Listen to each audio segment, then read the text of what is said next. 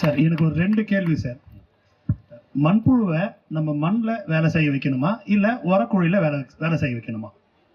இது அருமையான கேள்வி.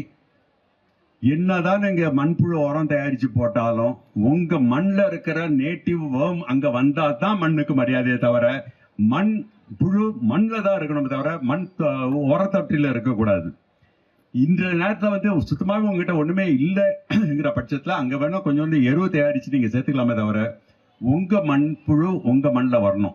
ஐயா என் மண்ணில் வந்து மண்புழு இருக்கா இல்லையா எனக்கு தெரியலங்கிற சந்தேகம் வந்துச்சுன்னா கண்டிப்பா வந்து வயல்ல வந்து யாராவது சமையல் செய்வாங்க, பாத்திரம் எல்லாம் கழுவுற இடமா இருக்கும், அம்மி வச்சிருக்கிற இடமா இருக்கும். அந்த இடத்துல கண்டிப்பா புழு இருக்க செய்யும்.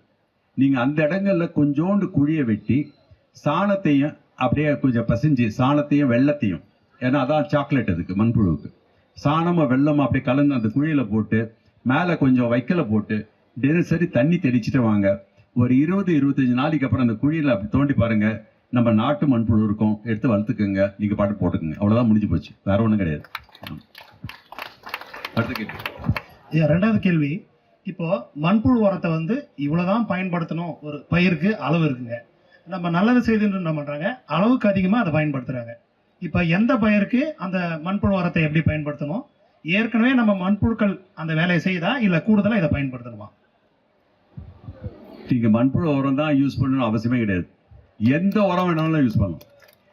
உங்க மண் நல்லபடியா இருந்துச்சுன்னா, சிறப்பா இருந்துச்சுன்னா, அங்க தானாவே மண்புழுக்கள் இருந்துச்சுன்னா நீங்க சாணி எரு போட்டாலும் மண்புழு தானாவே வந்து அங்கேயே வேலை செய்ய போகுது.